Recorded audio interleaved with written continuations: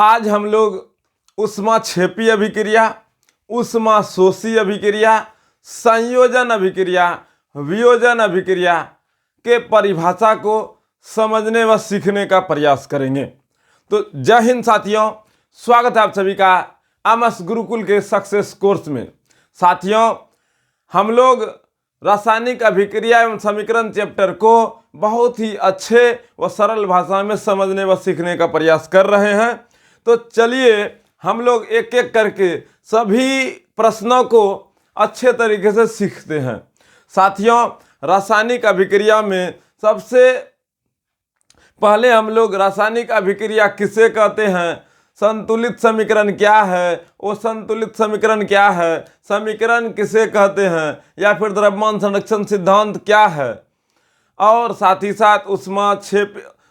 ही साथ ऑक्सीकरण, अवकरण एवं रेडॉक्स अभिक्रिया क्या है। इन तमाम प्रश्नों को बहुत ही सरल व आसान भाषा में लेक्चर 1, 2 एवं 3 में कंप्लीट कर चुके हैं।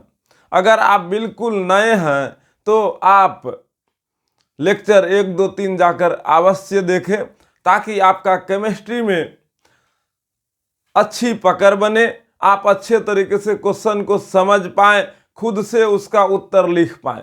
तो चलिए अब हम लोग ऊष्माक्षेपी अभिक्रिया के बारे में जानते हैं। तो ऊष्माक्षेपी अभिक्रिया क्या होता है, सीधा सीधा समझिएगा। वैसी रासायनिक अभिक्रिया जिसमें ऊष्मा का उत्सर्जन होता है, वैसी रासायनिक अभिक्रिया जिसमें ऊष्मा का उत्सर्जन होता है, मतलब ये एक ऐसा कोई अभिक्रिया हो रहा है जहां ऊष्मा का निर्माण होगा, ऊष्मा बनेगा। तो इस प्रकार की अभिक्रिया को ऊष्माक्षेपी अभिक्रिया कहेंगे। क्षेपी मतलब निकलना, ऊष्मा का निकलना। जैसे में आपको समझाते हैं, घर में आप लोग बहुत सा ऊष्माक्षेपी अभिक्रिया को देखे हैं। चलिए एक एक करके उन्हीं सब एग्जाम्पल को लेते हैं। सबसे पहले पुराने जमाने से शुरुआत करते हैं। हम लोग के जमाने में, और अभी भी तो हम ही लोग का जमाना, किसी और का जमाना थोड़े आ गया है, लेकिन हम लोग जब बच्चा थे ना, उस समय के जमाने में गैस सिलेंडर का प्रचलन नहीं था। Gas cylinder, LPG cylinder, LPG gas सब जो आता है, लिक्विड पेट्रोलियम गैस, जिसमें मरकेप्टन गैस मिलाया जाता है ताकि वह बहुत ज़्यादा दूर तक अगर रिसाव हो गया गैस से तो वो महक सके। वैसे एलपीजी सिलेंडर में जो गैस भरा रहता है मुख्य रूप से तो उसका ब्यूटेन होता है। अब यह ब्यूटेन होता है एलपीजी गैस के सिलेंडर का, लेकिन उनमें कोई विशेष प्रकार की गंध नहीं होती है, उसमें किसी प्रकार का गंध नहीं होता है, ताकि जिस कारण से वह अगर रिसाव कर जाए तो पता नहीं चलेगा और बहुत बड़ा दुर्घटना घटित हो जाएगा। इसीलिए दुर्घटना से बचने के लिए इसमें गंधयुक्त गैस मरकेप्टन मिला दिया जाता है। मरकेप्टन का सूत्र होता है C2H5SH, C2H5SH, ठीक है। तो यह गैस मिला दिया जाता है ताकि गैस का रिसाव हो तो हमें पता चल सके। चलिए हम बात को आगे बढ़ाते हैं, फिर भी बहुत जानकारी दे दिए गैस के बारे में। चलिए आगे बढ़ते हैं। गैस हम लोग के ज़माने में नहीं था, तो उस समय जब भोज हुआ करता था, या तो लकड़ी से, या जलावन से, या भुटनी से, या फिर कोयला से। तो ये सब चीज़ जलाने के बाद हम लोग को बहुत ज़्यादा ठंडा लगता था, बहुत ठंडक उत्पन्न होता था, जिस कारण से भोज एकदम बढ़िया से ज़बरदस्त रूप से पकता था।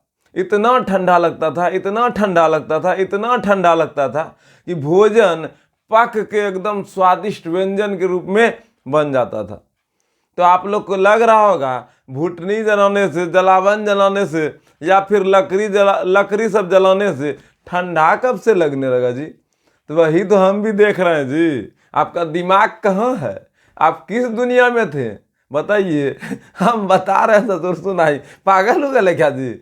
हम बोल रहे लकड़ी जलेगा तो ठंडा लगेगा। हाँ ठंडा लगेगा, भैया बोला ठंडा लगेगा तो ठंडा लगे। अरे बकलोलवा, हे दीदी बकलोलिया, मारा कौन नजरी में ठंडा नहीं लगता नु, गरम गरम लगता है। गरम मतलब उष्मा निकलता है, जलन होता है, धाव लगता है, समझल कि ना? समझा? दाव लगेगा, गरम लगेगा, जिससे खाना पक जाएगा, मतलब उष्मा निकलेगा। रे पकड़ लिया, उष्मा निकलेगा। लकड़ी जलाने से उष्मा निकलता है, कोयला जलाने से उष्मा निकलता है, गोईठा जलाने से उष्मा निकलता है, एलपीजी गैस को जलाने से उष्मा निकलता है, या फिर पेट्रोल या डीजल का उपयोग इंजन में करते हैं तो उससे ऊर्जा उत्पन्न होता है, उष्मा उत्पन्न होता है, जिस कारण से गाड़ी चलता है। कोई भी गाड़ी हो, 4 व्हीलर रहे, कुनर है, सब गाड़ी में पेट्रोल या डीजल लग रहा है, इसका मतलब है उस इंजन में पेट्रोल या डीजल जलकर ऊर्जा उत्पन्न करता है, उष्मा उत्पन्न करता है। तो जिस रासायनिक अभिक्रिया में ऊर्जा उत्पन्न होता है, क्या होता है? ऊर्जा उत्पन्न होता है, वह उष्माक्षेपी अभिक्रिया होगा।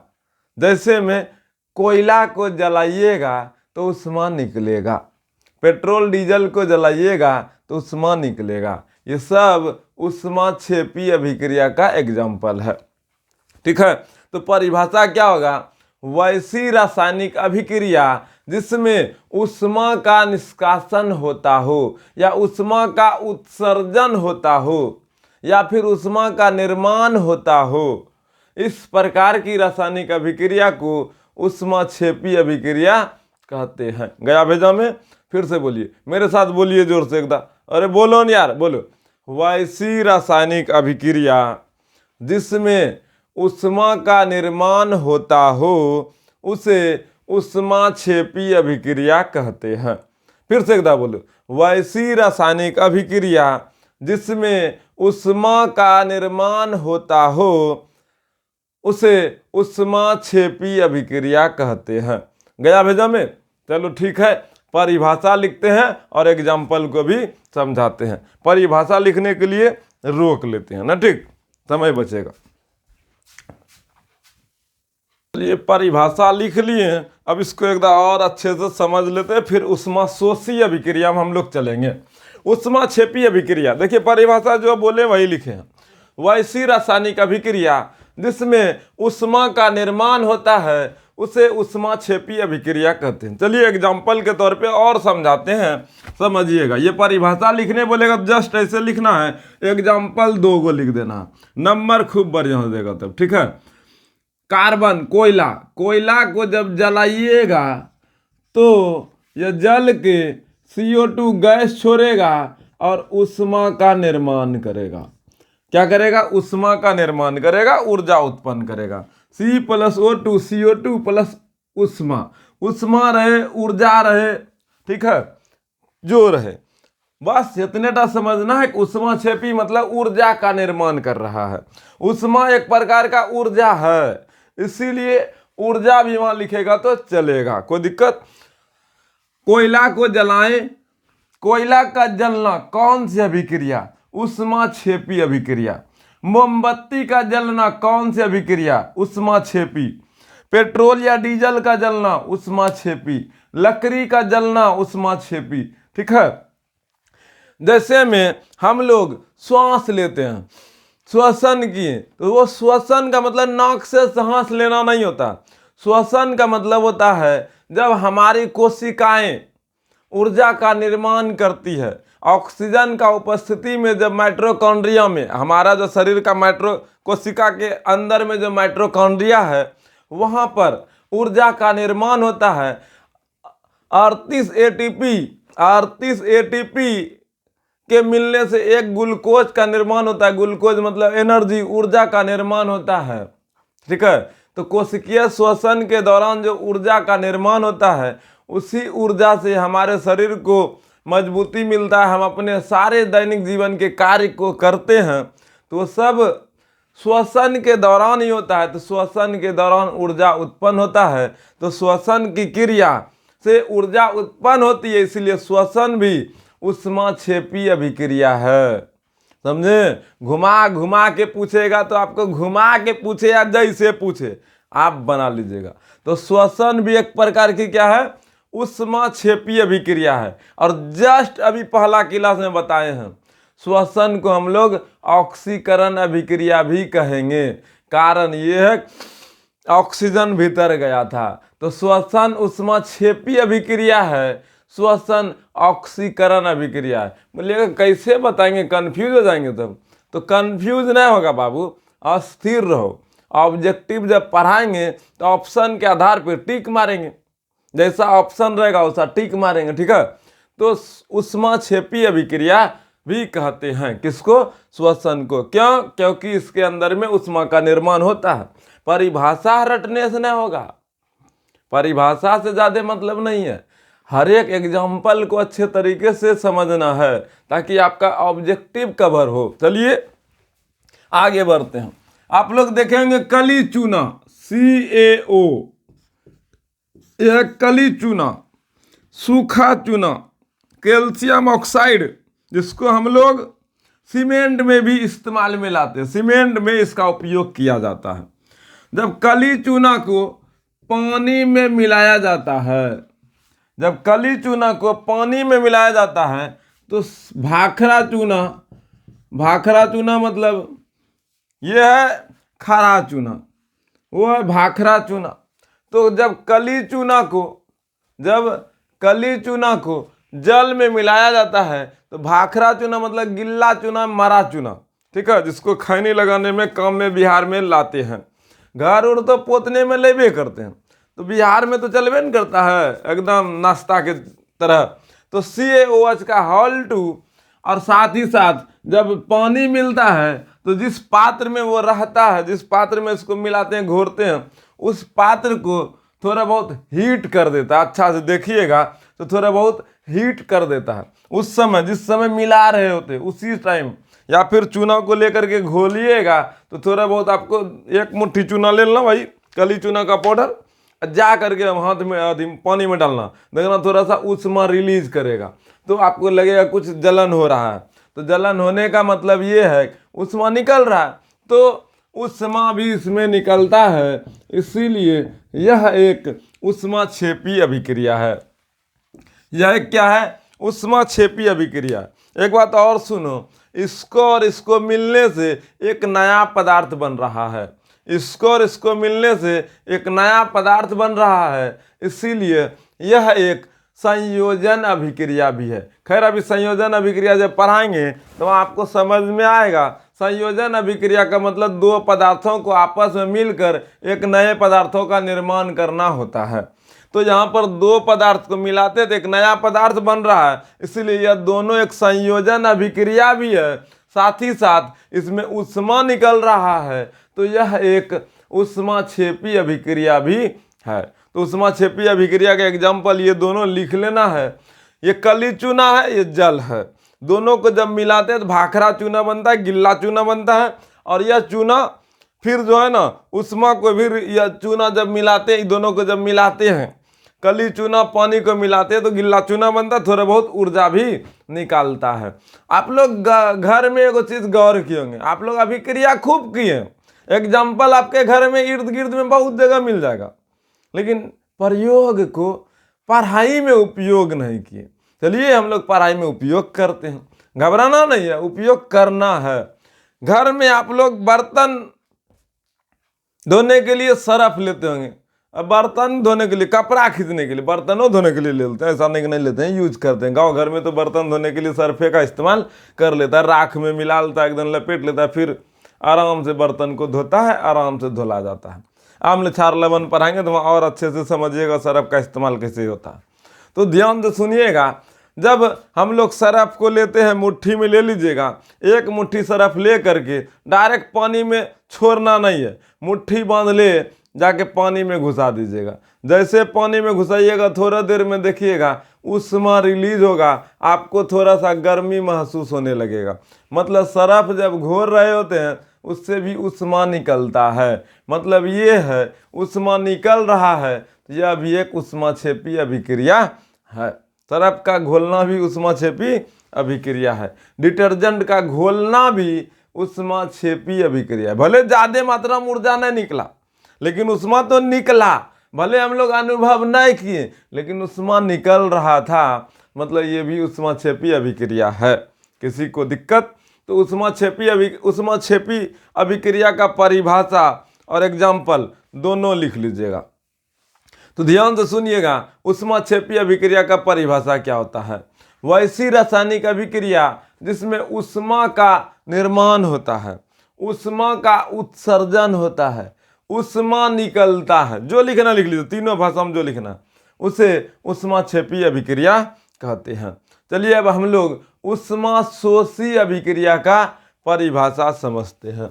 ऊष्माक्षेपी के जगह ऊष्माशोषी अभिक्रिया, ऊष्माशोषी अभिक्रिया वैसी रासायनिक अभिक्रिया जिसमें ऊष्मा का निर्माण नहीं होता है, वैसी रासायनिक अभिक्रिया जिसमें ऊष्मा का उपयोग होता है, ऊष्मा को ग्रहण करते हैं, ऊष्मा ग्रहण करने के बाद ही हम लोगों को एक नया पदार्थ बनता है। मतलब यहाँ पर ऊष्मा निकलेगा नहीं, अभिक्रिया करने के लिए ऊष्मा की जरूरत पड़ेगी।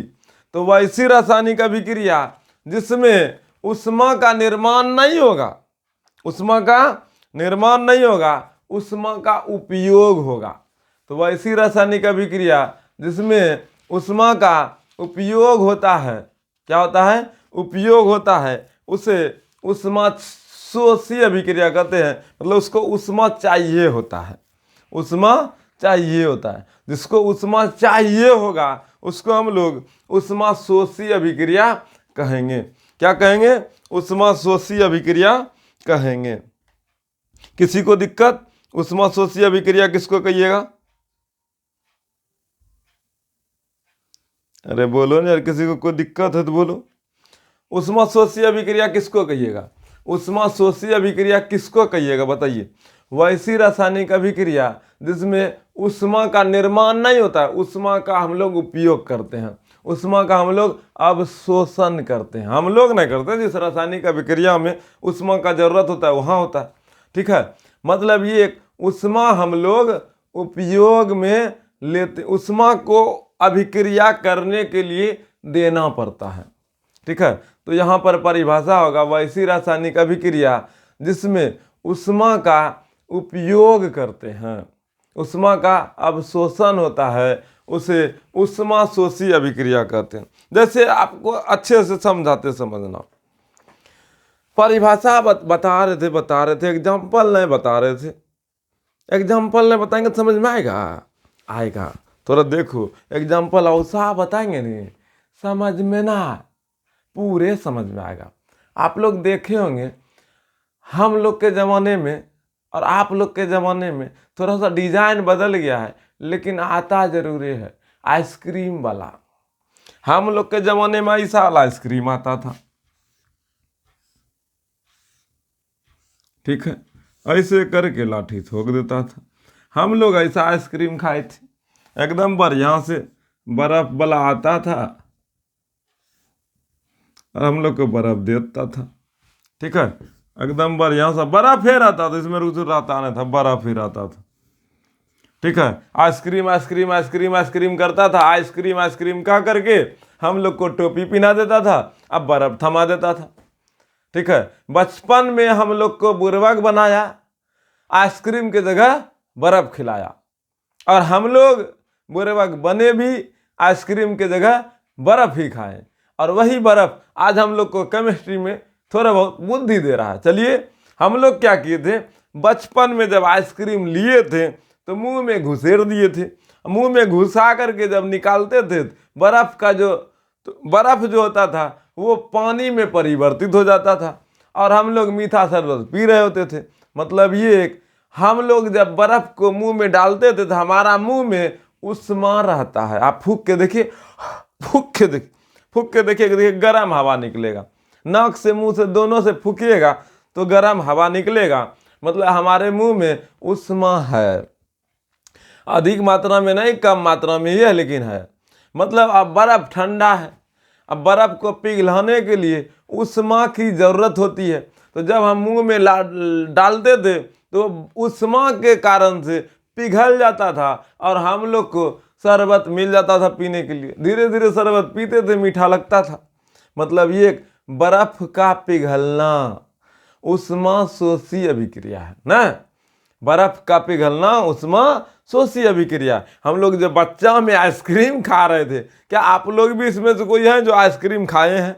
अभी भी गांव में आता है, शहर की तरफ भले ना आता है, शहर की तरफ कटोरा में एकदम मलाई भर के लाता है, वो भी ठकरे आइसक्रीम है। ठीक है, ऐसा नहीं कि उसमें भी ओरिजिनल रहता ना, वो ठकरे रहता है, लेकिन फिर भी मजा आता है खाने में। 40 टका 50 टका अभी कोई लोग खा रहा है, 50 80 100 150। खैर हम लोग के जमाना में 8 नाम देता था, 8 नाम है, हाँ 8 नाम है। धीरे धीरे दाम बढ़ा 1 टका तक गया, उसके बाद हम लोग को नहीं मिला, अभी खत्म देता नहीं पता। लेकिन हम लोग के जमाने में 8 नाम में 4 नाम में ज्यादा तो मकई देता था हम लोग को। मकई का भुट्टा दे दो, 2 गो आइसक्रीम 2 गो ले लो, ऐसे होता था हम लोग के ज़माने में। इस तरह से हम लोग आइसक्रीम खाते थे, सन पापड़ी खा लेते थे, और गोला टाइप का जो आता था उसमें देता था, उसको हम लोग हवा मिठाई कहते थे। ठीक है, सन पापड़ी टाइप का रहता था, लकड़ी में लपेट देता था। एगो लट्ठा टाइप का भी आता था ना करके, वो भी फूल डिजाइन बना करके, वो सब कोई भी खाए हैं हम लोग के ज़माने का है। खैर पढ़ाने का बात है, यहाँ पढ़ाने में ये आइसक्रीम है, आइसक्रीम को हम लोग जो मुंह में लेकर के पिघलाएं, वहाँ उष्मा की जरूरत पड़ा, मतलब ये उष्मा शोषी अभिक्रिया है। ठीक है, उष्मा शोषी। अच्छा एक चीज और सोचो, बच्चा से लेकर अभी तक में एक बात याद होगा, आप बायोलॉजी में भी पढ़ा होगा, 6ठा से लेकर के 10वां तक में। बोलो कौन सी? बोलो न कौन सी? बताते हैं। प्रकाश संश्लेषण। सूरज का प्रकाश का उपस्थिति में ही घटित होता है। तो प्रकाश संश्लेषण में प्रकाश चाहिए, मतलब सूरज का प्रकाश, मतलब सूरज का एनर्जी, सूरज का ऊर्जा, मतलब प्रकाश एक प्रकार का एनर्जी है, ऊर्जा है। तो प्रकाश संश्लेषण भी एक उष्मा शोषी अभिक्रिया है। क्या है? उष्मा शोषी। क्यों? क्योंकि उसको भी प्रकाश की जरूरत पड़ती है। बिना प्रकाश का उपस्थिति में, उष्मा के उपस्थिति में भोजन नहीं बनता है। रात को भोजन नहीं बना पाता है पेड़ पौधा, तो पेड़ पौधा को भोजन बनाने के लिए सूरज का प्रकाश चाहिए। सूरज का प्रकाश का मतलब सूरज का ऊर्जा चाहिए, एनर्जी चाहिए। तो जिसमें एनर्जी का इस्तेमाल होगा, जहां एनर्जी को सोखेगा, उसको हम लोग उष्मा शोषी ना कहेंगे। क्या कहेंगे? उष्मा शोषी कहेंगे। तो उष्मा शोषी अभिक्रिया का एग्जाम्पल में हम लोग प्रकाश संश्लेषण का समीकरण भी लिख सकते हैं। किसी को दिक्कत? चलिए और अच्छे से समझते हैं। अब आप लोग देखिएगा, घर में आप लोग एकदम भर कठाव, एकदम भर टोपिया कपड़ा खींचते होंगे, कपड़ा खींच के छत पे लार देते होंगे, और छत पे जब लारते होंगे पूरा कपड़ा और बढ़िया से भींग जाता होगा ना, एकदम हुमच के भींगता होगा। नहीं, भींगता नहीं, सूख जाता है। मतलब कपड़ा सुखाने के लिए हमको ऊर्जा चाहिए, गर्मी चाहिए। ऐसा थोड़े कपड़ा सुखाने के लिए वर्षा पड़ना पड़ता है, परो देवता परो, इंद्र भगवान परा दो, झर परा दो, झर परा दो, ऐसा होता है। या फिर हम लोग कपड़ा खींच के फ्रिज में डालेंगे, कपड़ा सूख जाएगा ना। हम लोग धूप में डालेंगे। कपड़ा सुखाने के लिए हमको धूप की जरूरत होगी, ऊर्जा की जरूरत होगी, उष्मा की जरूरत होगी। ठंडी दिन में कपड़ा नहीं सूखने लगता है तो धाव लगा करके थोड़ा सा चूल्हा के आगे या फिर गैस के आगे सिलेंडर उलेंडर को जला करके या फिर कन्नो भी बॉल तल के आगे में लार देते हैं, ताकि जल्दी से सूख जाए। उष्मा खोजते हैं कपड़ा सुखाने के लिए। मतलब कपड़ा सुखाना उष्मा क्षेपी अभिक्रिया, उष्मा शोषी अभिक्रिया, उष्मा शोषी। कोई भी चीज का जल का वाष्प में परिवर्तन, ये सब उष्मा शोषी अभिक्रिया ही होगा। तो उष्मा शोषी अभिक्रिया का उदाहरण क्या हो गया? बहुत सारा हो गया, एग्जांपल समझा दिए, परिभाषा समझिए। वैसी रासायनिक अभिक्रिया जिसमें उष्मा का अवशोषण होता हो, उष्मा का अवशोषण होता है, उसे उष्मा शोषी अभिक्रिया कहते हैं। उष्मा शोषी अभिक्रिया कहते हैं। गया भेजा में? वैसी रासायनिक अभिक्रिया जिसमें उष्मा का अवशोषण होता है, उसे उष्मा शोषी अभिक्रिया कहते हैं। चलिए एग्जाम्पल से, और थोड़ा केमिस्ट्री में पढ़ना, केमिस्ट्री का एग्जाम्पल देना पड़ेगा। गांव घर का तो एग्जाम्पल आपको दे दिए, केमिस्ट्री का एग्जाम्पल देते हैं ताकि आपको समझे में आए। देखिए गांव घर का एग्जाम्पल से आपको ये परिभाषा समझ में आया। केमिस्ट्री का एग्जाम्पल से नंबर देगा। हाँ, समझ आपको आना चाहिए। सब एग्जाम्पल एकदम सही है। अगर जो ना कुछ पूछा तो लिख देना भाई, ठीक है। अभी नहीं बोलना कि आइसक्रीम का पिघलना, ये बोलना कि बर्फ का पिघलना और बकललवा। ये नहीं कि बच्चा हम आइसक्रीम खाए, आइसक्रीम खाना उसमें सोची अभिक्रिया, ऐसा ना लिख देना है। ऐसा लिखना मतलब नंबर को कटवाना हो गया। बच्चा का कहानी से समझाएं। गांव घर में इस तरह देखो, पढ़ाई को इंटरेस्टेड भी करना होता है, थोड़ा कहानी से जोड़ेंगे ताकि आप समझे, ठीक है। ये नहीं आइसक्रीम बर्फ ही भाग ससुर सुनाई, मूड खराब है जी, खत्म कखनी होती पता नहीं, पढ़ार लो नौटंकी करे ऐसा सब ना है। थोड़ा सा पुराने जमाने के बात को आपको याद दिला करके पुराने जमाने को जिंदा रखने का प्रयास कर रहे हैं, ताकि पुराने जमाने की कुछ बातों को याद रखा जाए। अगर जो दादा दादी सब आप लोग को पुराने जमाने का कहानी नहीं सुनाएगा, भगवान सब के बारे में नहीं बताएगा, भूत तूत के बारे में नहीं बताएगा, तो डर कैसे लगेगा।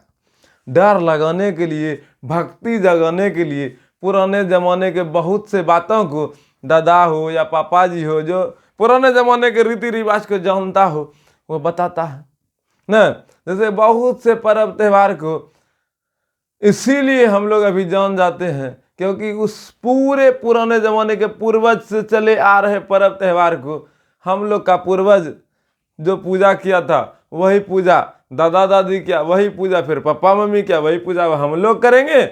हम लोग को देख के मेरा बच्चा सीखेगा, मेरा बच्चा को देख के उसका बच्चा सीखेगा, परंपराएं चला जाएगा। इसीलिए बोला जाता है पढ़ाई का मतलब क्या था, खाली किताब का ज्ञान हो।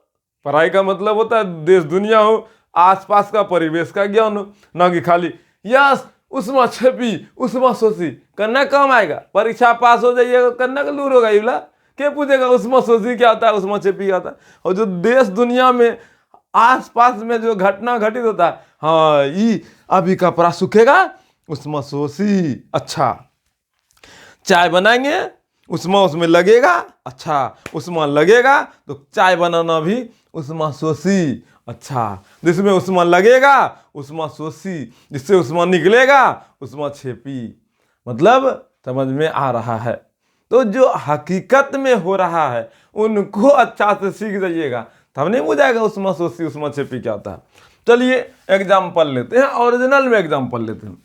CaCO3 यह चूना पत्थर, ये क्या है, चूना पत्थर। और जो गणेश भगवान वाला 10 किलोवा बोरा आता है, तो इसमें क्या आता है, जब इसको हम लोग गर्म करते हैं प्लस उष्मा, जब इसको हम लोग गर्म करते हैं CaCO3 को जब गर्म करते हैं, ये गर्म होकर के CaO कली चूना और कार्बन डाइऑक्साइड गैस बनता है। CaCO3 को जब गर्म करते हैं तब यह CaO कली चूना उसके बाद कार्बन डाइऑक्साइड गैस बनता है। और उसमें अभी बताए थे उसमें सोची छेपी में इसको जब पानी में मिलाते हैं इससे उष्मा निकलता है, इससे उष्मा निकलता है। इसमें जब पानी मिलाए थे तो इससे उष्मा निकला था, इसको हम लोग उष्मा छेपी में रखे थे। लेकिन यही चूना पत्थर को जब गर्म कर रहे हैं, देखो गर्म कर रहे हैं उष्मा दे रहे हैं, तब ये कली चूना बन रहा है, कार्बन डाइऑक्साइड गैस निकल रहा है। तो यह एक उष्मा शोषी अभिक्रिया है, क्योंकि इसमें उष्मा लग रहा है, इसमें उष्मा का अवशोषण हो रहा है, ठीक है। चलिए थोड़ा जल को भी गर्म करते हैं H2O, इसमें क्या करते हैं, करेंट डालते हैं। क्या करते हैं, करेंट डालते हैं। करेंट मतलब ऊर्जा, इलेक्ट्रिक करंट, विद्युत ऊर्जा, ठीक है। इसमें करेंट डालते हैं, क्या डालें, करेंट। जब इसमें करेंट डालिए एनर्जी है ना जी, जब इसमें करेंट डालिएगा तो करेंट डालने पर H2 + O2 ये अलग हो जाता है। क्या हो जाता है, अलग हो जाता है। हाइड्रोजन गैस और ऑक्सीजन गैस अलग हो गया। अब देखिए इसमें ये अलग हो गया, इसीलिए ध्यान से सुनना, ये एक था, इसमें उष्मा डाले अलग हो गया। ये भी एक था, इसमें करेंट डाले अलग हो गया। जब अलग हो जाता है इसको हम लोग वियोजन अभिक्रिया भी कहेंगे।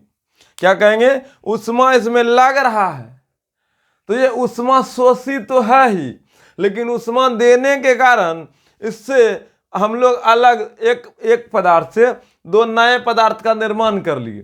तो एक पदार्थ में उष्मा देकर या करंट देकर या फिर किसी प्रकार का ऊर्जा देकर दो नए पदार्थों का निर्माण कर लेते हैं तो उसे हम उष्मा शोषी अभिक्रिया कहते हैं। उष्मा शोषी जरूरी नहीं सभ्य उष्मा शोषी अभिक्रिया वियोजन अभिक्रिया जरूरी भी नहीं है। ये दोनों अभिक्रिया को हम लोग वियोजन अभिक्रिया कहेंगे। अभी वियोजन अभिक्रिया का परिभाषा पढ़ेंगे, फिर भी अभी हम बता रहे हैं। चलिए एक और बात बताते हैं। हाँ देखिए, CO2 प्लस H2O जब इसको मिलाते हैं तब C6H12 O2 जल का निर्माण होता है। यहाँ 6 यहाँ 12, ठीक है, यहाँ 6 यहाँ भी 6 रहता है। और इसमें भी सूर्य का प्रकाश का जरूरत पड़ता है, सूर्य का प्रकाश, इसमें भी उष्मा का जरूरत पड़ता है। तो इसमें दो पदार्थ मिलके एक नए पदार्थ का निर्माण करता है। एक नए पदार्थ, देखो ग्लूकोज का निर्माण करता है, ये ऊर्जा का निर्माण हो रहा है, ठीक है, लेकिन इसमें ऊर्जा लग रहा है, सूर्य का प्रकाश लग रहा है। तो यह भी एक उष्मा शोषी अभिक्रिया है, लेकिन ये संयोजन अभिक्रिया में चला जाएगा, क्योंकि दो पदार्थ को मिलने पर एक नए पदार्थ का निर्माण होता है। लेकिन यहाँ एक पदार्थ से दो नए नए पदार्थों का निर्माण हो रहा है। तो ऊपर वाला जो दोनों एग्जाम्पल है यह वियोजन अभिक्रिया भी होगा, लेकिन नीचे वाला जो एग्जाम्पल लिखे यह संयोजन अभिक्रिया है। ठीक है, कंफ्यूज ना होना, धीरे धीरे सीखना है, आपको समझ में आएगा। तो चलिए उष्मा शोषी अभिक्रिया का एग्जाम्पल, ये परिभाषा लिखिए, दोनों एग्जाम्पल लिख लीजिएगा। ये वाला एग्जाम्पल आप क्या लिखे, दो को जरूरी है लिख लीजिए, लेकिन हाँ बुद्धि के लिए आप लिख लीजिए, कोई दिक्कत नहीं है। बुद्धि के लिए बहुत सा चीज लिखना चाहिए। जैसे हम बहुत से बातों को बोलते, क्या सभी बात लिखते हैं? सब बात ना लिखते हैं, बुद्धि के लिए बोलते हैं ताकि आपका बुद्धि विकसित हो, आपका समझ विकसित हो। ठीक है, समय लग जाता है लेकिन आपका समझ विकसित हो जाता है। तो चलिए अब हम लोग नए अभिक्रिया की ओर बढ़ते हैं, इसको पहले मिटाते हैं।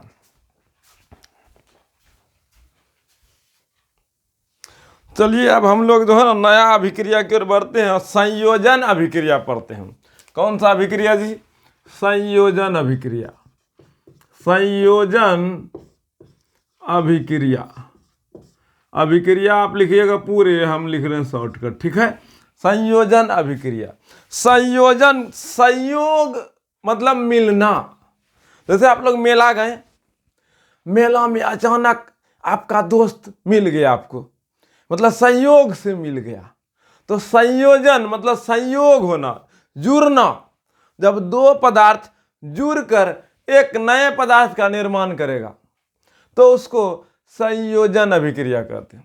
ठीक है, क्या कहते हैं? संयोजन अभिक्रिया। दो पदार्थ आपस में मिलकर एक नए पदार्थ का निर्माण करता है।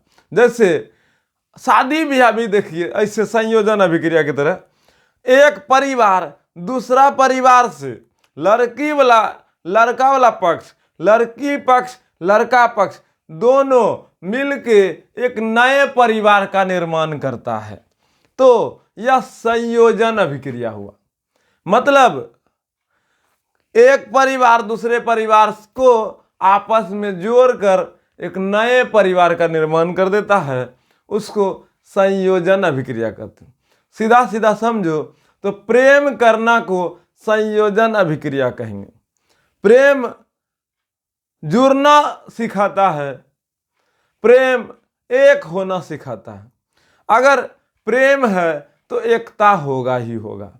तो प्रेम का सीधा सीधा अर्थ है संयोजन अभिक्रिया। अगर संयोजन अभिक्रिया हुआ है तो सीधा सीधा समझ जाना है वहाँ प्रेम है, वहाँ समर्पण है, वहाँ आत्मविश्वास है, आत्मसंतुष्टि है, एकता की भावना है।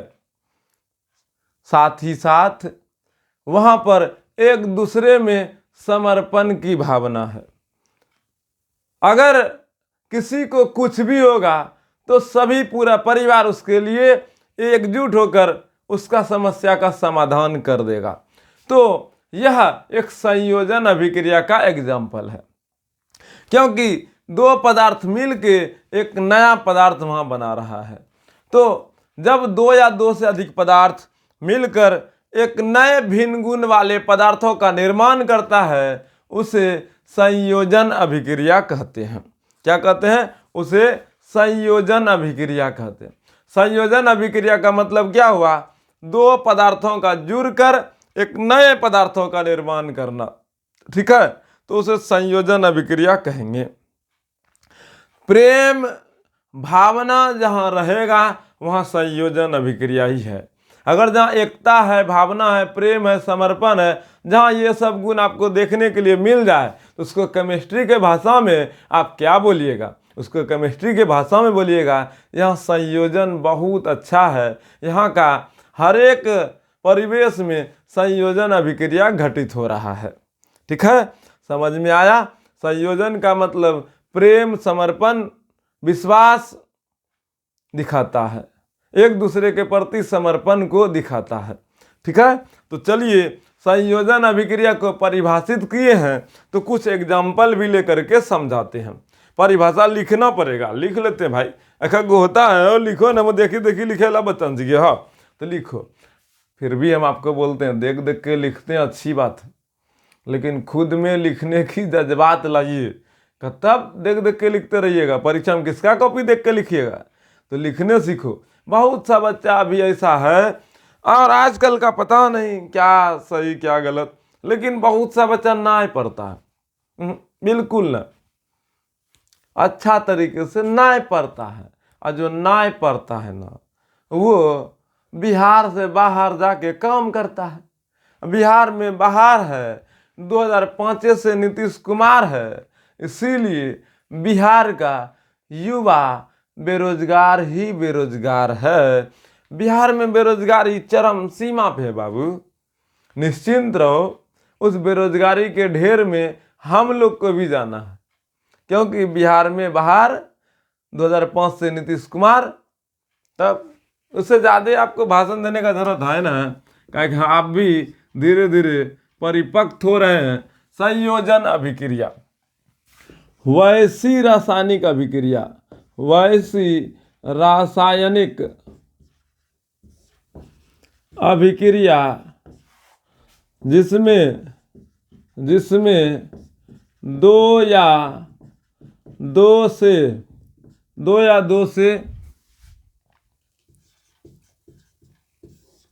अधिक पदार्थ आपस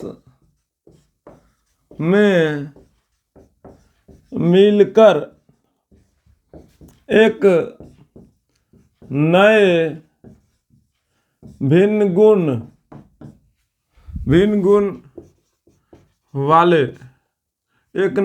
गुण वाले पदार्थ का निर्माण करता है उसे संयोजन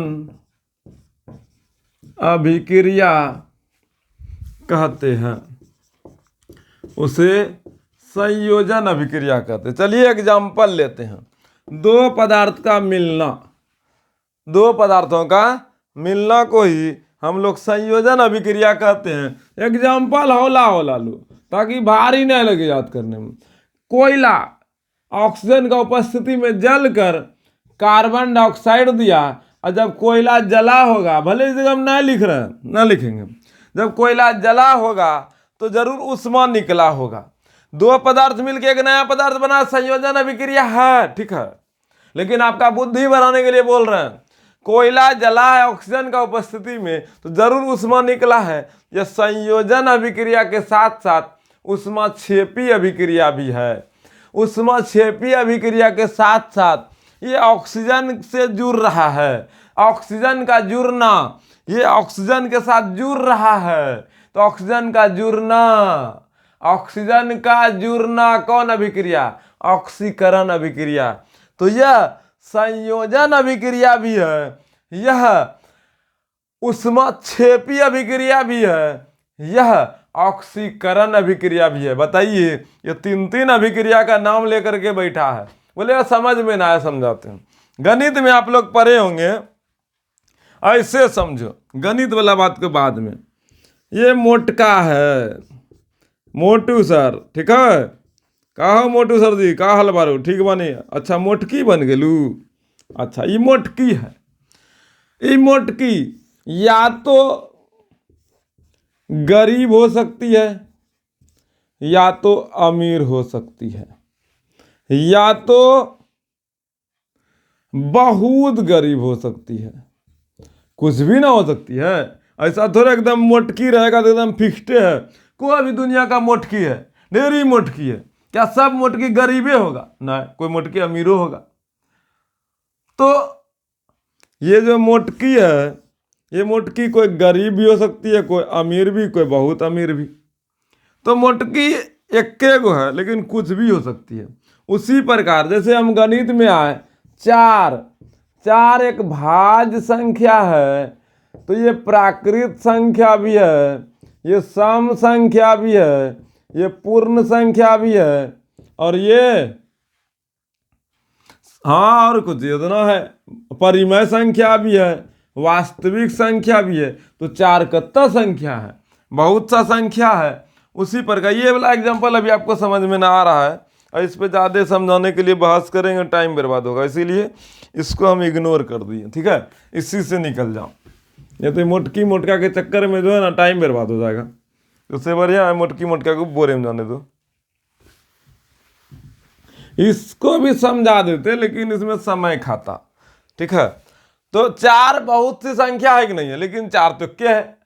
तो चार भाज्य भी है, प्राकृत भी है, सम भी है, पूर्ण भी। उसी प्रकार यह जो समीकरण है, यह संयोजन अभिक्रिया भी है, ऊष्माक्षेपी अभिक्रिया भी है, और ऑक्सीकरण अभिक्रिया भी है, ठीक है। अब याद आ रहा है? देखिए, कौन अभिक्रिया कैसे है, ये बात खाली सोचने से ना होता है, हर एक कॉन्सेप्ट को क्लियर करने से होता है। इसीलिए हम इसको थोड़ा सा लंबा वीडियो में नहीं लाने के लिए प्रयास किए, नहीं तो एक बार में सब परा के दिमाग में जाता, कचकचा जाते आप।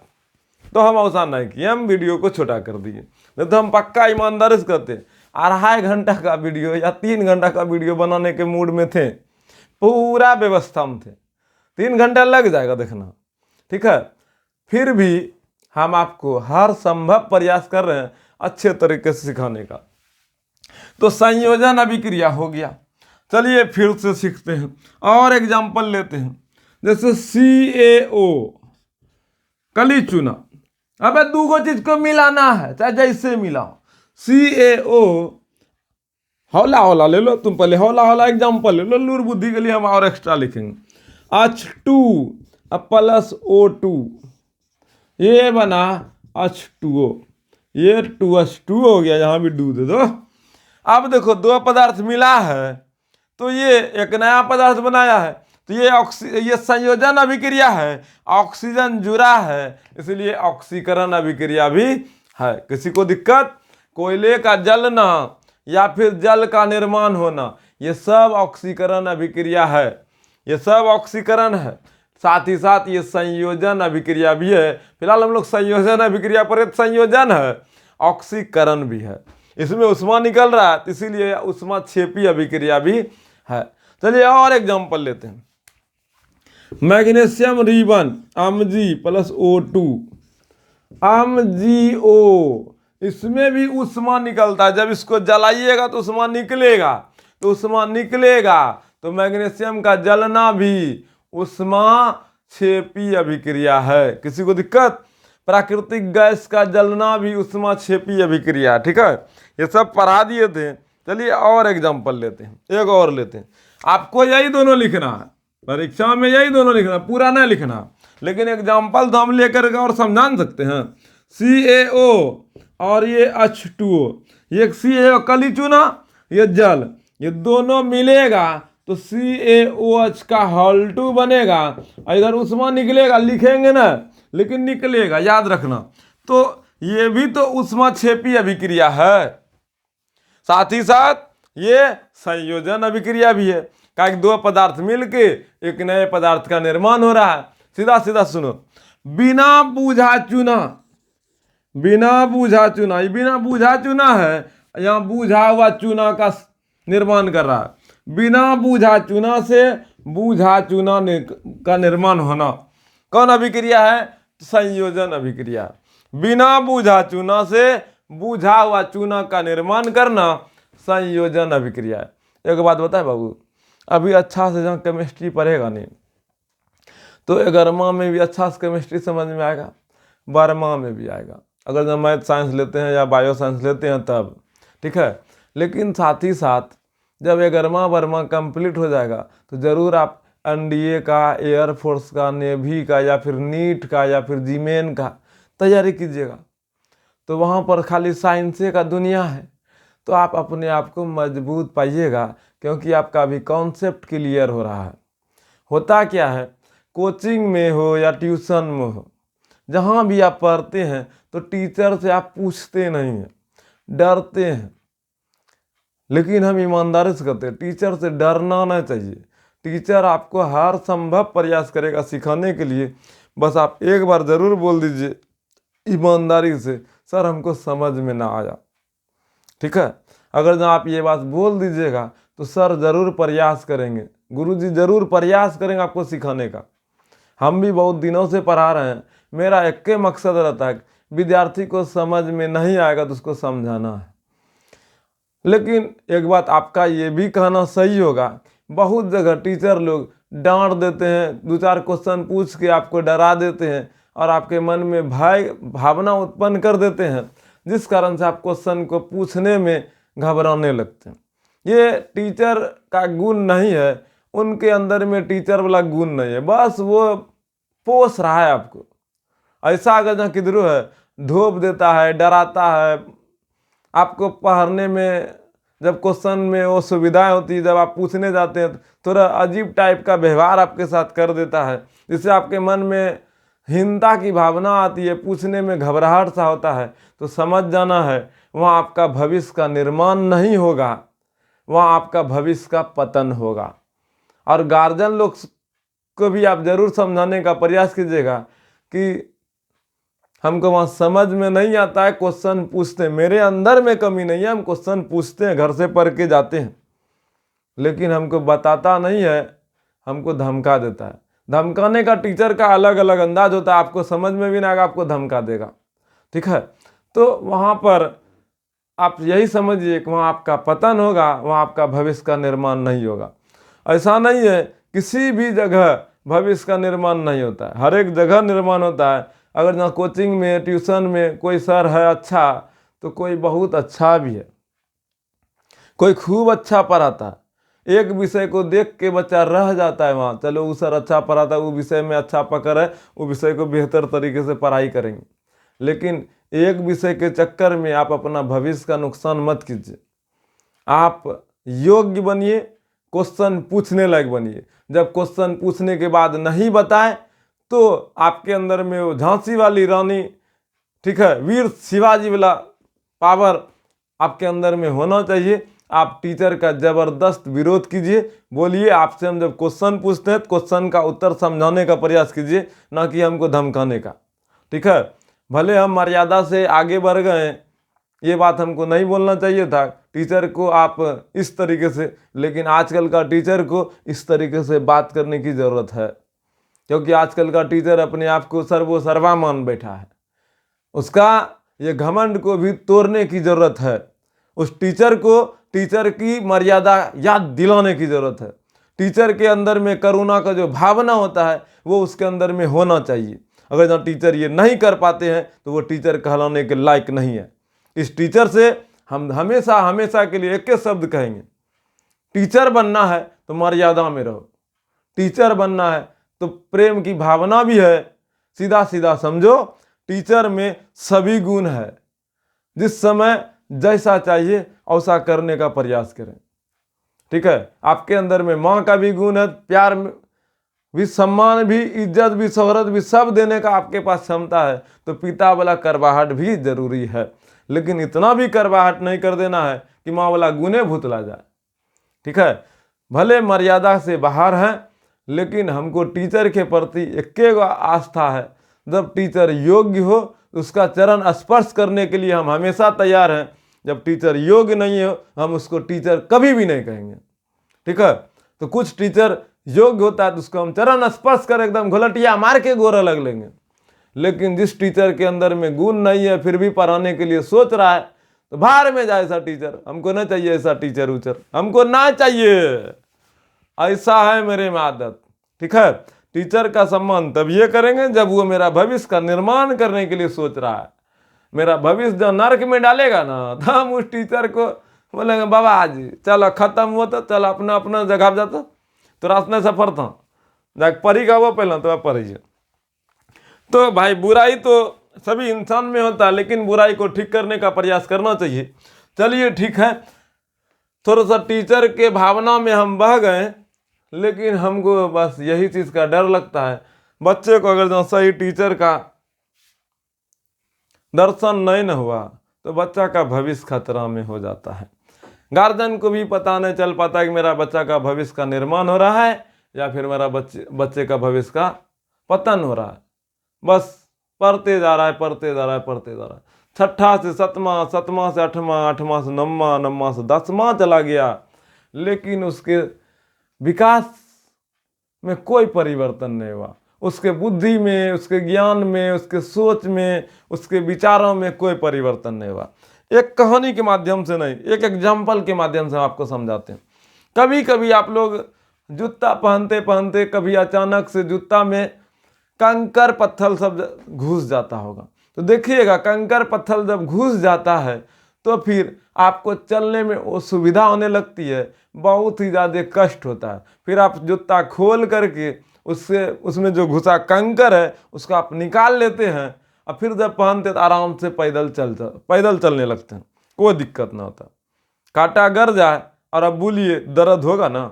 उसी प्रकार जब हमारे साथ कोई निगेटिव विचार का लोग हो, हमारे मस्तिष्क में निगेटिव विचार हो और हम सोचेंगे जिंदगी का नया इतिहास लिखेंगे, तो बाबू ऐसा नहीं है।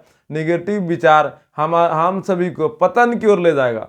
इसीलिए हर संभव प्रयास कीजिएगा पॉजिटिव विचार हो। ठीक है, अच्छा सोच अच्छे भविष्य का निर्माण करता है। अच्छी विचार आपको अच्छे जिंदगी की ओर लेके चलता है।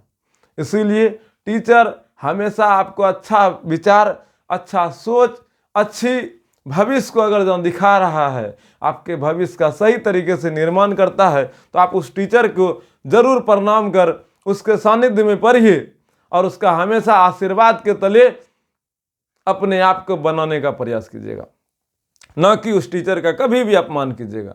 और जो टीचर पढ़ाना ही नहीं चाहता है, बस टाइम पास करता है, वो टीचर कहलाने लायक ही नहीं है। उसको झूठ मूठ का टीचर कहने से बढ़िया है बोले की हाल हो, ठीक है नहीं, तोरा पढ़ा लिखल आवे छो ना, तो घर जाते तो फालतू और बच्चा बर्बादी करब। ऐसा भी होता है, डरा करके पढ़ा रहा है, धमका करके पढ़ा रहा है, होमवर्क पे होमवर्क ऐंठ के आराज के दे रहा है और समझाने का कुछ भी बुझा नहीं रहा है, तो समझ जाना है वो आपका भविष्य का निर्माण नहीं करके भविष्य का नुकसान करेगा, आपका जिंदगी को बर्बाद कर देगा। क्योंकि एक टीचर के हाथ में ही आपका भविष्य का निर्माण होगा, ना कि आपके गार्जियन के साथ बैठ के आप इधर उधर के बातों को सुन के। नहीं, ऐसा कुछ नहीं होगा। आपको खुद से पढ़ना है, खुद से जीना है, तो आपको अच्छे तरीके से अच्छे टीचर के साथ चलना होगा। तो चलिए हम लोग अब वियोजन अभिक्रिया की ओर चलते हैं। बस याद रखना, बहुत से एग्जाम्पल को बहुत से भाषा में लपेट रहे हैं। ये ऑक्सीकरण है, ये भी ऑक्सीकरण है, ये भी ऑक्सीकरण है, ये उष्माक्षेपी है, ये भी उष्माक्षेपी, उसमें भी उष्मा निकलता है, इसमें भी उष्मा निकलता है। मैग्नीशियम रिबन है, मैग्नीशियम रिबन को जलाते हैं तो उष्मा, चमकदार उष्मा निकलता है, इसमें चमकदार फदफदाहट के साथ निकलता है उष्मा, बहुत ज़्यादा ब्राइटनेस हो जाता है, चमकता है, तो इसमें भी उष्मा निकलता है, इसमें भी उष्मा निकलता है। ये सब उष्माक्षेपी अभिक्रिया है, ये उष्माक्षेपी अभिक्रिया नहीं है। ठीक है। लेकिन हाँ, ये सब संयोजन अभिक्रिया भी है। संयोजन अभिक्रिया का मतलब होता है मिलना, एक दूसरे को आपस में मिला लेना। चलिए वियोजन अभिक्रिया की ओर बढ़ते हैं। वैसी रासायनिक अभिक्रिया जिसमें एक पदार्थ टूटकर दो नए पदार्थों का निर्माण करते हैं। जरूरी नहीं दो को करेगा, ऐसा कोई जरूरी नहीं है, ऐसा कोई जरूरी नहीं है, लेकिन फिर भी आपको अच्छे तरीके से समझने में आए। समझना, एग्जाम्पल लेते हैं पहले ताकि आपको अच्छे से समझ में आए। वियोजन अभिक्रिया किसको कहिएगा, एग्जाम्पल लेकर के समझाते हैं, तब फिर आपको समझ में आ जाएगा।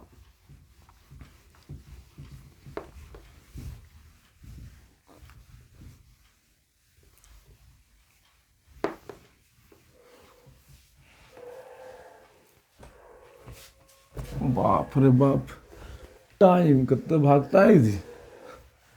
टाइम तो ऐसे भाग रहा है जैसे कि लगता है रात ना है। अच्छा, रात ना, बिजौने हो रहा है, बिजौने हो रहा है, रात ना हो रहा है, बिजौने हो रहा है। बहुत खतरनाक टाइम भागता है। हम शुरू किए थे तब तक कैसे बज गया। अभी जानते हैं कितना बजा है? अभी रात का 2:30 बजा है। ठीक है, ठीक है, रात का 2:30। मजाक नहीं कर रहे हैं, सही बोल रहे हैं। आइए ऐसे ही चलेगा। कब बजे तक जानते हैं? सुबह में 5 बजे तक। बहुत मेहनत करना पड़ता है, ऐसे ना होता है। आप लोग पढ़िए बढ़िया से, समझा? पढ़ो, समझो, सिखाओ, अलग अलग प्रकार का बात को सीखो, तब नहीं पढ़ाना पड़ता है। ठीक है, लेकिन ईमानदार इसका है, मन लगता है पढ़ाने में, मज़ा आता है। उधर से कोई कमेंट नहीं भी करता है ना, तभियो मन लगता है। बोलो काहे? पढ़ाने का अंदर से हमको जो है ना जज्बात है, बहुत अच्छा लगता है। ठीक है, और एक चीज़ बताएं, आज नहीं तो कल सही, ईमानदारी से किया गया मेहनत, संघर्ष सफलता दिलाएगा। माँ सरस्वती का आशीर्वाद जरूर मिलेगा, क्योंकि आप सभी के समर्पण से, आपके पढ़ने के जज्बात से हमें यह महसूस होता है कि आप लोग अच्छे तरीके से सीख रहे हैं। हाँ, कोई कोई गरिया भी रहे हैं, क्योंकि एक होता है नहीं, जिसको जरन होता है वो देखता है, उधर से गरिया देता है, और उसका गरियाने से हमको और मज़ा आता है। बोलो काहे? बोलो न काहे? काहे कि कम से कम दिल में ना सही, दिमाग में ही याद तो आ रहे हैं, तो घबराओ नहीं। बस हम लोग वियोजन अभिक्रिया की ओर, अपघटन अभिक्रिया की ओर बढ़ते हैं। चलो मेहनत करो बाबू। वियोजन अभिक्रिया, वियोजन अभिक्रिया, इसका दूसरा नाम जानते हैं क्या है? इसका दूसरा नाम है अपघटन अभिक्रिया। अपघटन अभिक्रिया। चलिए पहले समझाते हैं, समझना, समझ जाइएगा ने तो आपको बड़ा ही इंटरेस्ट लगेगा। जैसे समझो, CaCO3 अभी तुरंत कहाँ पढ़ाए बताओ? CaCO3 तुरंत पढ़ाए, उष्मा शोषी अभिक्रिया में पढ़ाए। इसमें जब उष्मा दिए थे, इसमें जब इधर प्लस उष्मा लिखे थे, याद आ रहा है कुछ? याद आ रहा है कुछ? बोलो याद आ रहा है? हाँ याद आ रहा। प्लस उष्मा लिखे थे। अब की बार यहाँ ना लिखेंगे, हमारा ऊपरे में लिखने का मन, ऊपरे में लिखो, उष्मा लिखें। जब CaCO3 को उष्मा यहाँ दिए, CaCO3 कैल्शियम कार्बोनेट, ये चूना पत्थर है, इसको रासायनिक भाषा में कैल्शियम कार्बोनेट बोलते हैं। क्या बोलते हैं? Calcium carbonate. जब चूना पत्थर को गर्म किए तो ये कली चूना CaO और कार्बन डाइऑक्साइड गैस का निर्माण किया। ठीक है, तो गर्म करने पर 2 नए पदार्थों का निर्माण किया। अच्छा, चलो आगे बढ़ते हैं। AgCl2, silver chloride, silver chloride, AgCl, ठीक है। AgCl जब सिल्वर क्लोराइड को इसमें करेंट दिए, क्या दिए, करेंट ना, करेंट न दिए, इसमें करेंट न दिए, इसमें क्या करेंट तो इसमें देंगे H2O, इसमें जब करेंट देंगे क्या देंगे, इसमें सनलाइट दिए, सनलाइट, सूर्य का प्रकाश का उपस्थिति में, ठीक है। ये सिल्वर क्लोराइड सूर्य का प्रकाश का उपस्थिति में सिल्वर अलग हो जाता है और क्लोरीन गैस अलग हो जाता है। यहाँ क्लोरीन 2 गो है, तो अब यहाँ 2 गो पूरा करने के लिए यहाँ 2 दिए, अब 2 गो दिए तो यहाँ भी 2 देना पड़ेगा, तब बराबर हो गया, संतुलित हो गया, ठीक है। सनलाइट का उपस्थिति में, तो सनलाइट का उपस्थिति में ये गर्म होकर सिल्वर और क्लोरीन का निर्माण किया। उसी तरीके से जब जल में करेंट प्रभावित किए तो यह H2O2 बना लिया। अब यहाँ देखिए H2O2 है, तो समीकरण करने को संतुलित करने के लिए इधर दे दिए 2। ये सब पहले भी पढ़ाए थे समीकरण संतुलित करने में। तो यहाँ देखिए वियोजन अभिक्रिया मतलब अपघटन अभिक्रिया में 3 बातें सीखे। या तो ऊष्मा देकर के अलग कर दो, ऊष्मा देकर के तोड़ दो, या तो सूरज का प्रकाश का उपस्थिति में टूटा, या करंट देकर के तोड़ो। तो वियोजन अभिक्रिया 3 प्रकार का हो गया। पहला ऊष्मा, दूसरा सनलाइट, तीसरा करंट। मतलब वियोजन अभिक्रिया का 3 भाग कर दिए। क्या 3 भाग? इसको बोलेंगे ऊष्मीय वियोजन। ऊष्मीय वियोजन मतलब ऊष्मा के कारण से वियोजन हुआ, ऊष्मा के कारण से अलग हुआ, ठीक है। दूसरा प्रकाश अपघटन, पर अपघटन बोलो वियोजन बोलो, ऊष्मीय अपघटन बोलो, ये अपघटन भी नाम है ना भाई। अपघटन मतलब 2 गो अलग हो गया, 1 गो गर्म के अलग हो गया 2 गो में। तो प्रकाश अपघटन या विद्युत अपघटन मतलब 3 गो यहाँ पर परिभाषा बन गया। ऊष्मीय वियोजन, दूसरा प्रकाश वियोजन, तीसरा विद्युत वियोजन। ऊष्मीय अपघटन, प्रकाश अपघटन, विद्युत अपघटन, तो 3 बात हो गया। किसी को दिक्कत? तो वियोजन अभिक्रिया का 3 प्रकार आ गया। पहला ऊष्मीय वियोजन, दूसरा प्रकाश अपघटन, तीसरा विद्युत अपघटन। किसी को दिक्कत? ये जो इसमें ऊष्मा लग रहा है, ये ऊष्मा वियोजन का अभिक्रिया हो गया। इसमें ऊष्मा लग रहा है इसलिए ऊष्मा शोषी है, इसमें भी ऊर्जा लग रहा है, इसमें भी ऊर्जा लग रहा है, ये सब में एनर्जी लग रहा है, तो ये सब ऊष्मा शोषी का भी ना अभिक्रिया है, ये सब ऊष्मा शोषी अभिक्रिया है। साथ ही साथ ये वियोजन अभिक्रिया भी है, ठीक है। इसीलिए हम लोग ऊष्मा शोषी ऊष्मा क्षेपी को पहले पढ़े, ठीक है। बुझा रहा है मास्टर? ऐसा नहीं पढ़ाई छे, बहुत सोची समझी पढ़ाई छे, ताकि अच्छा समझो सीखो उसके बाद लिखो। केमिस्ट्री है तो क्या भारी लगेगा? केमिस्ट्री तो एक एक गुद्दा को जाके समझेंगे, कचरा तक को जो है ना चुनेंगे, और सब कचरा को ढेर को उपयोग करके नया पथ का निर्माण करेंगे। उस पथ पे केमिस्ट्री को चलाएंगे, धकाधक चलेगा, कोई दिक्कत नहीं। तो इसमें देखिए ऊष्मा लगा, इसमें सनलाइट लगा, इसमें करंट लगा, तो वियोजन अभिक्रिया का भी कई प्रकार हो गया, 3 प्रकार हुआ। तो वियोजन अभिक्रिया को 3 प्रकार से परिभाषित कर सकते हैं। अगर जहाँ फाउंडेशन बैच रहता ना बाबू, ईमानदारी से कहते हैं, मन का जो है ना भूख और बढ़ते चला जाता, मन में हमेशा एक ही चीज आता, आरू कैसे डिटेल में जाए, लेकिन समय का पहिया जो है ना घूरते जा रहा है। डरो लगता है हमको कि आपका समय को हम खपत कर दें, यह बहुत कीमती समय है। हम नहीं चाहते आपको ज़्यादा क्लास दें, हम चाहते आप ज़्यादा रिवीजन करें, ज़्यादा प्रैक्टिस करें, ज़्यादा संघर्ष करें। लेकिन क्या करें, हमको भी पता नहीं कि आप कितना जानते हैं।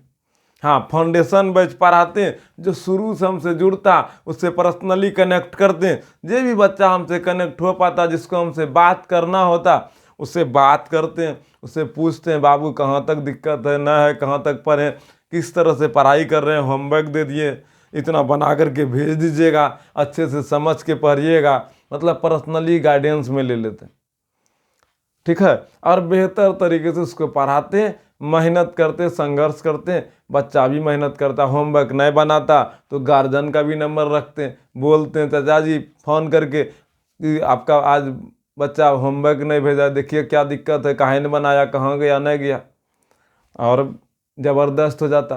गार्जियन का भी नंबर लिखते हैं, चाची से बात करते, चाचा से बात करते हैं, दादा से बात करते हैं, जो भी गार्जियन है उससे बात करके उस बच्चा पे निगरानी रखवाते, और बच्चा मस्त होकर के पढ़ाई करता, ईमानदारी से करते हैं। जो बच्चा मेरे साथ पढ़ता नहीं उसको अलग ही आनंद आता है, उसको एक ही मन में विचार होता है, बड़ा ही इंटरेस्ट के साथ पढ़ाई हो रहा है, बड़ा मज़ा आता है। अभी वीडियो सब मिल जाए सब पढ़ देंगे, सब वीडियो मिल जाए सब पढ़ देंगे, ऐसा लगता है। बोलो काहे ऐसा बोले? हम नहीं बोले, ये बच्चा बोलता है।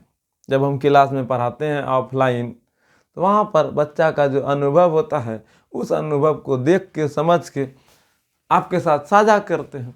चलिए ठीक है, ये सब वियोजन अभिक्रिया का एग्जाम्पल है। तो साथ ही साथ ऊष्माशोषी अभिक्रिया भी है। किसी को दिक्कत तो अभिक्रिया का परिभाषा लिखिए। वैसा रासायनिक अभिक्रिया जिसमें एक यौगिक टूटकर दो या दो से अधिक सरल यौगिक का निर्माण करते हैं, दो या दो से अधिक सरल यौगिक में परिवर्तित हो जाते हैं, उसे वियोजन अभिक्रिया कहते हैं।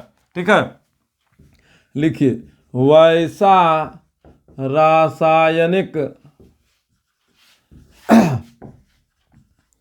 अभिक्रिया जिसमें एक यौगिक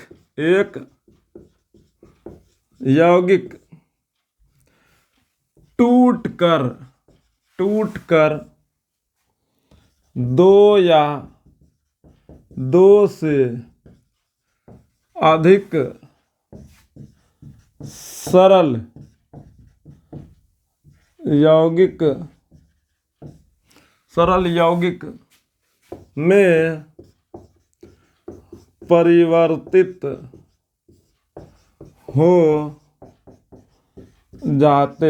परिवर्तित हो जाते हैं, उसे